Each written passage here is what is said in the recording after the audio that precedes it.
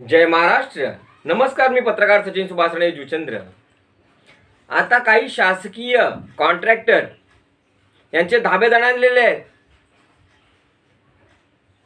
ते सरकारच्या विरोधात आंदोलनं करतात आहे, मोर्चे काढतात आहे, बोलतात आमचा निधी नाही, आमच्याकडे तुम्ही बिलं नाही दिली, कोरोना काळात आमचे पैसे संपले. मग कोरोना काळात 2019ला होता तेव्हा पैसे संपले. कॉन्ट्रॅक्टर करतात कशी काय? यांच्याकडे पैसे नाही, यांच्याकडे सोनं विकून बिलं भरण्याची पाळी आली असं म्हणतात. यांच्याकडे पैसे नाही, मग कॉन्ट्रॅक्टरगिरी चालू कशी यांची? जर पैसे नाही, निधी नाही, तर कॉन्ट्रॅक्टगिरी कशाला करता? त्यामुळे आता ज्या कॉन्ट्रॅक्टरकडे पैसे नाही आहेत, जे कॉन्ट्रॅक्टगिरी करूच नाही, त्यांनी सरळ सोडून द्या राजीनामा.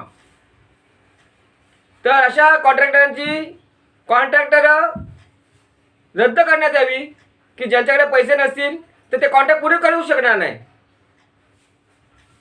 आणि जर काही प्रामाणिक जे कॉन्ट्रॅक्टर असेल तर शासनाने कृपया त्यांची बिलं पास करावी, मी सरकारला विनंती करतो.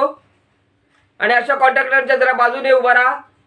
जे प्रामाणिक कॉन्ट्रॅक्टर आहेत, जे प्रामाणिकपणे काम करतात आहेत, जे काम चांगली करतात आहेत, अशा कॉन्ट्रॅक्टरच्या बाजूने सरकारने सुद्धा उभा राहा अशी मी सरकारला नम्र विनंती करतो. कारण प्रामाणिक कॉन्ट्रॅक्टर पण आहेत. आपण पाहू शकता बऱ्याच ठिकाणी चांगली कामं सुद्धा झालेली आहेत. तशा कॉन्ट्रॅक्टरच्या बाजूने सरकारने उभं राहायला पाहिजे, त्यांची बिलं पास केली पाहिजे अशी नम्र विनंती मी सरकारला करीत आहे.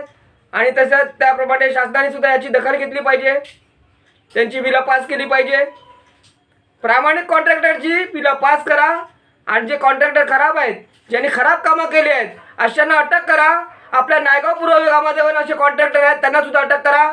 जे कामं खराब करतात अशा कॉन्ट्रॅक्टरना अटक करा.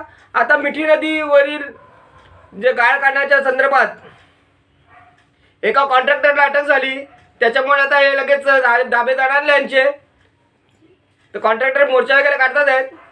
तर जे कॉन्ट्रॅक्टर खराब काम करत असतील, नागरिकांना सेवा बरोबर देण्याचं काम करत नसतील, रस्ते खराब करत असतील, पूल खराब करत असतील, अजून काही कामं खराब करत असतील, अशा कॉन्ट्रॅक्टरना अटक करा. आणि जे कॉन्ट्रॅक्टर चांगलं काम करतात आहेत त्यांची बिलं मात्र पास करा.